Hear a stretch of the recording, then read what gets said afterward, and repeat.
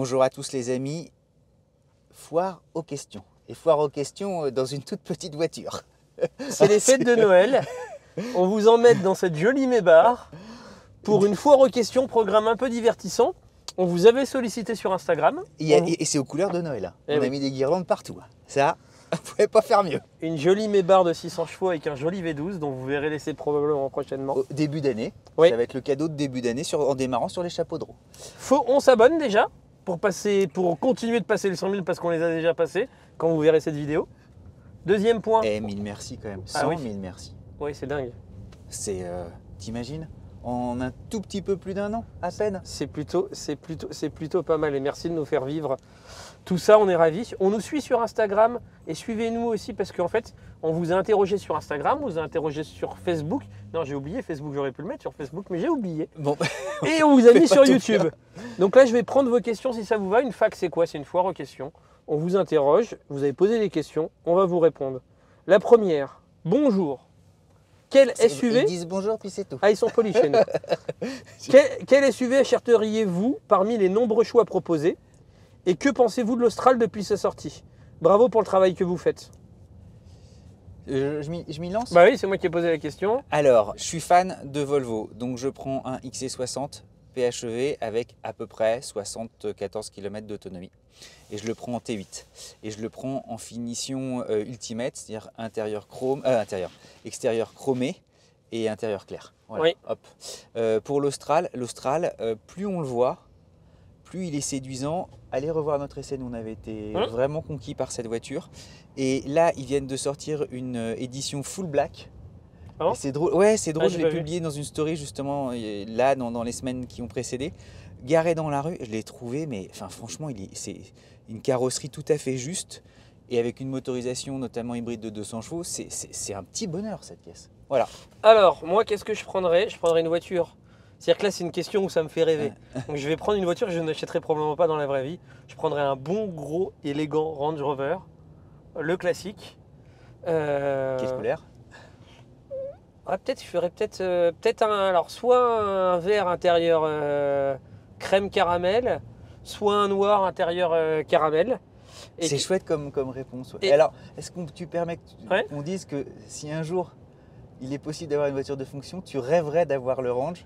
Oui, plus la Mébar. Parce que ça, c'est marrant parce que c'est des voitures que je n'achèterai jamais moi-même en fait avec mes propres sous. Donc du coup, ça me fait envie. L'Austral, j'aime beaucoup. Je vais même aller plus loin. Bravo à Renault, qui était pour moi, sortait des voitures un peu consensuelles, au design que je trouvais insipide, et d'ailleurs qui n'était pas loin de la catastrophe, et qui fait un formidable rebond, que ce soit commercialement, mais aussi en termes de produits proposés. J'adhère vraiment beaucoup à ce qu'ils sortent beaucoup, donc oui, j'aime bien. La planche de bord, Google à bord, ouais.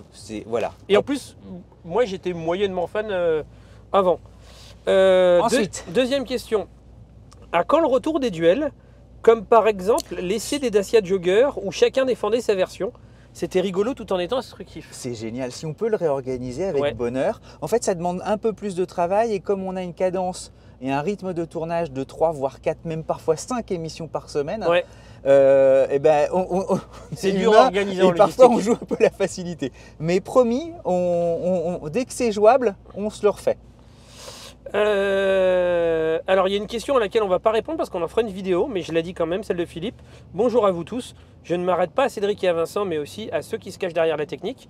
Donc Alain est au volant pour Alain, vous dire. l'homme mystère. Non, il ne veut pas être montré, arrête. Parce que beaucoup nous demandent et on aimerait bien voir Alain ou Hugo ou d'autres, mais c'est souvent là parce que c'est Alain qui est là 90% du temps avec nous. Mais Alain est un peu timide et il veut rester, dans l'anonymat. Mais en même temps, on négocie un peu. Une fois, il nous avait dit qu'il serait OK pour passer dans un essai. Ouais. Mais depuis, on lui a dit, j'ai dit ça, voilà, je me rappelle pas. Peut-être aussi remercier parce qu'effectivement, Alain est là 80-90% du temps, mais derrière nous, il y a quand même pas mal de gens aussi. Il y a des doubles Hugo. Il y a des doubles Hugo. Il y a les équipes d'interaction TV, Julien Joude, Philippe, Pauline, voilà, Boris, Antoine, tout le monde. Antoine. Enfin, c'est vraiment, il y a beaucoup de monde en fait à la réalisation derrière. Et c'est pour vous dire, c'est pas nous deux. Voilà. Il y a des radars, bon Alain, parce que là j'ai entendu le V12. Le feulement, et donc, incroyable. Et donc on va finir la question, parce qu'on est censé faire court. Sa question c'était, est-ce possible d'avoir un choix qui vous serait personnel de véhicules par tranche de prix, moins de 30 000, moins de 40 000, moins de 50 000, avec vos arguments, objectifs ou non. Ok. Merci pour vos vidéos et votre bonne humeur. C'est une très bonne question, mais ça pourrait faire l'objet d'une vidéo. C'est-à-dire qu'on se réunirait peut-être toi tous les deux, soit avec Jean, et on dirait 40 000 euros, tu as ce budget, tu as un neuf, une occasion, tu prends quoi? À 60 000 euros, tu as une occasion, une neuve. Ça se fait beaucoup sur Internet, tout le monde fait ça. Non, parce qu'aussi on va faire 35 minutes sur cette. Si on doit non, mais là on va pas le faire, on va pas répondre, mais ça serait l'objet d'une vidéo. Ok. Bonjour à vous deux et merci pour les programmes de qualité que vous nous proposez. J'aurais une question pour la fac. Quels sont les prochains véhicules à sortir pour lesquels vous avez une curiosité spontanée en vue d'un achat perso ou bien parce que vous y trouvez un intérêt général concret? Un ou plusieurs potentiels game changers en somme, objectif ou subjectif? R5, R5, R5. C'est une attente, moi je suis impatient. Mais je suis pas le seul, hein, je veux dire Oui, mais tout le monde l'attend. Beaucoup de confrères sont. Voilà, mais c'est effectivement une petite voiture. On attend son prix, on attend de voir son raffinement et ses finitions, et on attend aussi son autonomie. Et normalement, ça devrait faire boum. Tu vois, et le cœur de chacun devrait faire boum en la voyant. Et puis les R5, c'est plus qu'une automobile en fait. C'est des souvenirs par milliers pour chacun d'entre nous. C'est une sorte de phénomène. Donc voilà, c'est une attente. Dacia Bigster. C'est dingue. Le concept car m'avait séduit. Denis Levaux, le patron, nous a dit qu'il serait à 95%, comme le concept car qu'on a vu. Bien sûr. Ouais. Je suis curieux de voir la version finale et de le prix et les motorisations. Est-ce qu'il y aura 100% électrique ou pas? Je suis curieux de le voir. Prochaine question. ID2 aussi, moi je suis très content. Si j'ai Volkswagen, la petite à 25 000. Voilà. Et il y en a tellement d'autres. Félicitations à tous pour votre travail. Mon nom est Paul et ma question est: que sera votre vision de la chaîne pour 2024? Joyeuses fêtes à vous tous. Joyeuses fêtes des bords à toi, Paul. Merci pour ta question. Cédric te répond. Baguette magique, plus de programmes, peut-être de nouveaux animateurs ou animatrices, ça ce serait chouette. Et des programmes qui nous emmènent encore plus loin que ce qu'on a fait jusqu'à présent, peut-être un peu de sport, mais je ne veux pas trop en dévoiler, parce que ça dépend aussi, il faut que vous le sachiez, des sponsors qu'on peut trouver pour justement produire ces programmes, et c'est important. Pour rentrer pour la question des... Alors je vais donner ma réponse à moi. Moi, c'est pas forcément plus de programmes, mais par contre, l'aspect road trip, l'aspect on a le temps d'essayer la voiture, on fait plusieurs milliers de kilomètres avec, ou moins 1000 km, ce qui est beaucoup pour un essai, pour que les gens se rendent compte. Ça m'intéresse. Et ça, le problème, c'est que ça, logistiquement et financièrement, c'est difficile à porter. Et pour que les gens se rendent compte, la chaîne, pour mettre les pieds dedans dans un sujet que personne ne veut parler, la chaîne n'est pas autosuffisante avec les vues. Une vidéo les revenus simplement de monétisation de diffusion ne rapportent que dalle. Ça ne couvre pas le prix de la vidéo. C'est-à-dire quand on tourne une vidéo et qu'il n'y a aucun partenaire derrière, l'argent qu'on va gagner avec YouTube ne va pas couvrir ce que nous a coûté la vidéo. Il y a beaucoup de fantasmes autour de ça, mais... pour mettre les pieds dans le plat, une vidéo qui fait 100 000 vues, qui est un énorme score, 100 000 vues.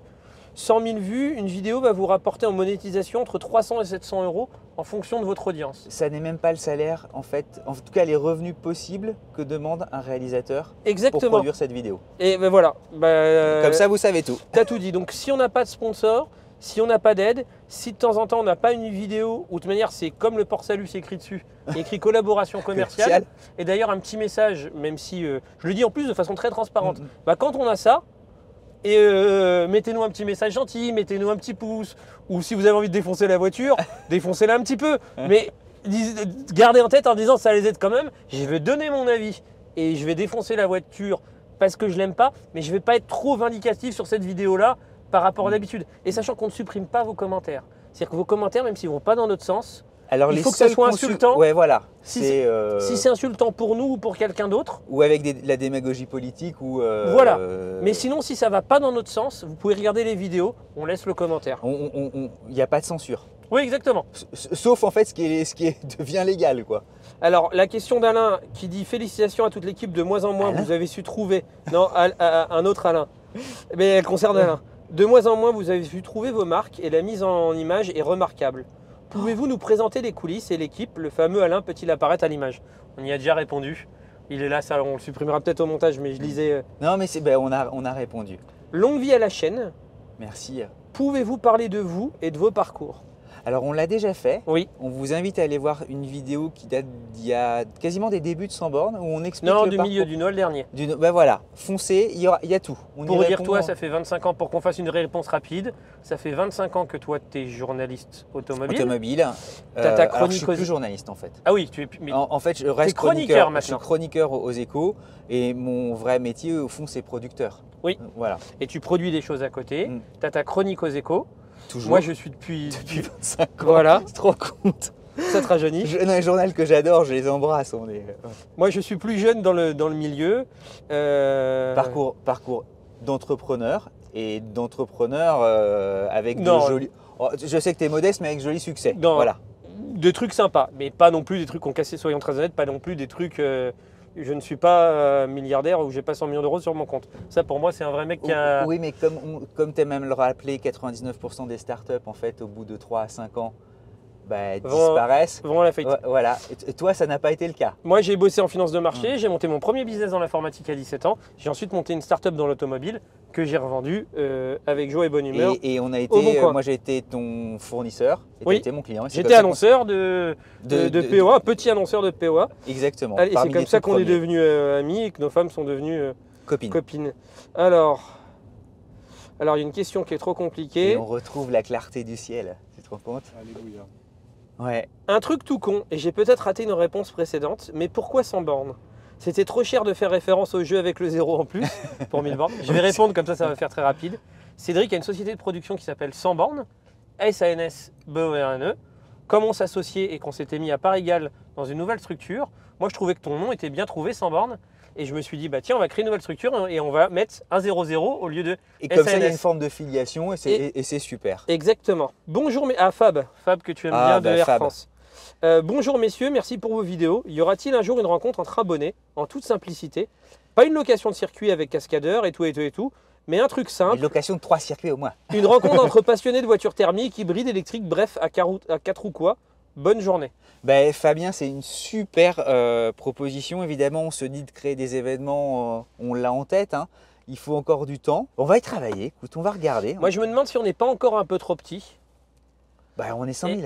Ah ouais, mais le problème c'est que 100 000, toi tu vas faire dans un lieu géographique. Donc les mecs ils vont pas se balader parce qu'on est 100 000. Mm. Combien on est en France? Parce qu'il y a des gens qui nous regardent de la Belgique, du Canada.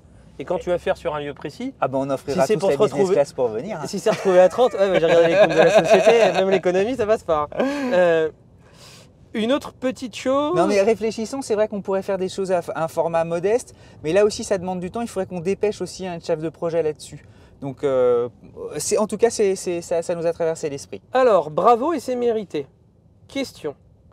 Est-ce que c'est compliqué d'obtenir des véhicules en prêt pour un essai quand on commence une nouvelle chaîne? Je vais même aller plus loin dans ta question, parce qu'il y a souvent une légende urbaine de dire, est-ce que vous devez dire du bien ou est-ce que vous avez des directives des constructeurs quand vous faites un essai? Alors je pense que tu extrapoles sur le truc. Moi, Ah oui, c'est pas du tout son ouais, point. ouais, je alors, repose une question pour mettre les pieds dans parce le plat. que si quelqu'un se dit, bah tiens, j'ouvre ma chaîne YouTube et puis ensuite je peux avoir accès à ce qu'on appelle les parcs presse, dire que les flottes automobiles destinées justement aux essais, bah oui, c'est dur. Oui. C'est dur parce que tu dois faire tes preuves. Vous vous mettez à la place du service de communication d'un constructeur automobile. N'importe qui se pointe pour prendre une voiture. Bonjour, super, je la prends. Et puis ça nécessite évidemment d'avoir la capacité de bien conduire ces voitures.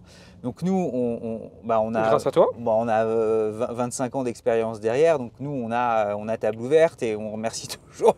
Voilà, ça marche bien. Mais à brûle pour point, il faudrait poser la question en fait à la jeune génération. Et la jeune génération, je pense, vous expliquerait qu'il faut d'abord faire ses preuves. C'est-à-dire qu'il faut montrer qu'on est professionnel. C'est tout simple. Mais c'est beaucoup plus ouvert à YouTube que ça l'était à mon avis il y a quelques Bien sûr. années. Ah bah, il y C'est-à-dire a que même 20 ans, aux essais c'était presse, totalement fermé. Ouais. Même aux essais presse, il y a de plus en plus de chaînes YouTube qui cohabitent avec les médias traditionnels. Mais il faut faire ses preuves. C'est-à-dire que Tu viens pas du jour au lendemain. il faut avoir vraiment un diagnostic, une analyse, un véritable propos. Quelqu'un qui débarquerait de nulle part et qui dirait moi je vais essayer des voitures, qui s'exprime mal, qui n'a pas de connaissance approfondie du sujet, bon courage. Et puis l'ensemble des constructeurs se connaissent et se parlent, évidemment, C'est un petit monde. en disant attends, moi j'ai prêté cette voiture, Voyons que c'était pas terrible, bah, ça va très vite, quoi. Autre point, mais là c'est moi qui rajoute la question, et si vous remarquez, je mets les pieds dans le plat dans les sujets dérangeants. Ouais, vas-y. C'est est-ce qu'on a des directives quand on va emprunter une voiture? Premier choix. Et alors réponds, est-ce que Aucune. et, Aucune. et je vais même On n'a jamais eu quelqu'un qui nous a dit, faut dire ça. Jamais. comment se passe un essai quand on a un essai international avec la presse? On a souvent un brief. Enfin, c'est pas un brief. Enfin, si, c'est un brief. En fait, quand tu arrives pour prendre possession du véhicule, ils te donnent les infos. Elle est disponible en telle motorisation, on a renouvelé, donc ils te mettent en avant ce qu'ils ont bien envie de mettre en avant. Oh. Mais libre à toi. Alors, moi j'ajouterais juste, en fait, c'est pas un brief, c'est une Oui, présentation exactement. factuelle. C'est pour ça de que j'ai leur pris le mot produit. brief. Voilà. Donc, quel que soit le produit, quand vous voulez en parler, ça s'appelle même pas de la communication, c'est qu'imaginez, vous concoctez vous-même votre produit et Ils vous vous allez donnent une donner, fiche technique. il mesure tant, il pèse Voilà. tant, il consomme tant. Ça, c'est la base de la base. Ensuite, ils peuvent mettre entre votre main des arguments qu'eux pensent pertinents. En Mais disant, bah, nous, on vise telle clientèle, on a fait économiquement tel ou tel choix, telle performance, on vise tel... Et après, tu fais ta propre sélection et tu choisis ce que tu souhaites. Je vais même vous raconter un truc Ouais. d'ailleurs qui m'a surpris, que moi qui suis nouveau dans le métier. Enfin, maintenant plus je suis aussi nouveau que ça, mais en tous les cas récent. C'est qu'en fait, nous, comme on fait de la vidéo, en général, l'essai presse dure 2 jours. Et tu as le brief, à la fin, la présentation, pardon, parce que le mot brief, en fait, n'est pas le bon. Le brief, ouais, sous-entend ça sous-entend un truc. Ouais. Donc, tu as la présentation à la fin de la première journée. Mais nous, en général, on a tourné notre vidéo la première journée. Et je comprends pas qu'ils fassent pas la présentation dès que tu arrives. Ils la font souvent le soir En fait, pour la presse écrite. En fait, ce que tu veux dire, c'est que parfois, il y a des détails qui nous sautent pas Aux yeux et qui sont en fait des détails formidables qu'on aurait aimé Qu'on en aurait parlé. ajouter dans la vidéo. Et parfois, il y a des petites frustrations. Mais bon, ça ne reste que des frustrations. Et c'est à nous parfois justement de se dire, bah, attendez, de faire notre métier de journaliste et de bien bosser le truc. Il y a un truc qui est assumé chez nous, c'est qu'on est toujours positif et globalement bienveillant. Ce n'est pas une posture, enfin c'est surtout toi, moi je le suis peut-être un peu moins, mais ce n'est pas une posture Choisie. Enfin, choisie. C'est notre tempérament à nous, c'est comme ça qu'on est, c'est l'éducation qu'on a. Et aussi, quelque part, en général, quand on va essayer une voiture, c'est qu'elle nous intéresse. Et donc, comme on ne peut pas faire tous les essais, on refuse globalement 9 propositions sur 10.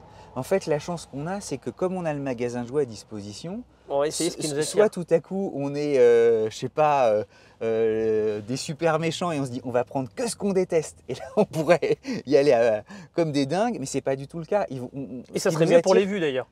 Exactement. On n'est pas omnibulé par les vues non On plus. pourrait faire une sorte de populisme automobile, Oui. c'est pas notre cas. Nous, ce qui nous plaît, c'est justement d'aller essayer des voitures qui nous tapent dans l'œil ou qui sont importantes et qui racontent quelque chose. Et ça peut être tout. Par exemple, moi j'ai en souvenir, je vous en ai parlé souvent, le road trip qu'on avait fait en Dacia Jogger, j'avais adoré. Mais adoré. Et on s'en reparle souvent. Ah, il y a des questions aussi. Votre Ouais. modèle préféré cette année? Ouais, je vais faire plaisir à Alain. J'ai adoré l'Alfa Giulia. Alors peut-être que je l'associe au Canada, mais la Giulia, le plaisir de conduire une berline, son châssis, peut-être aussi parce que ça va être la dernière des thermiques, peut-être parce qu'il y a un côté très éternel de l'Alfa Romeo de toujours. Et c'est drôle, on croise un Stelvio qui est là, qui est tout rouge, c'est un signe. Ben voilà, c'est le premier truc. Après, il y en a plein d'autres. Moi, je sais pas. J'ai bien aimé l'espace. La M5, c'était en 2022. La M5, tu l'as adoré. Hein. Oui, mais c'était en 2022, donc je ne peux pas le dire en 2023.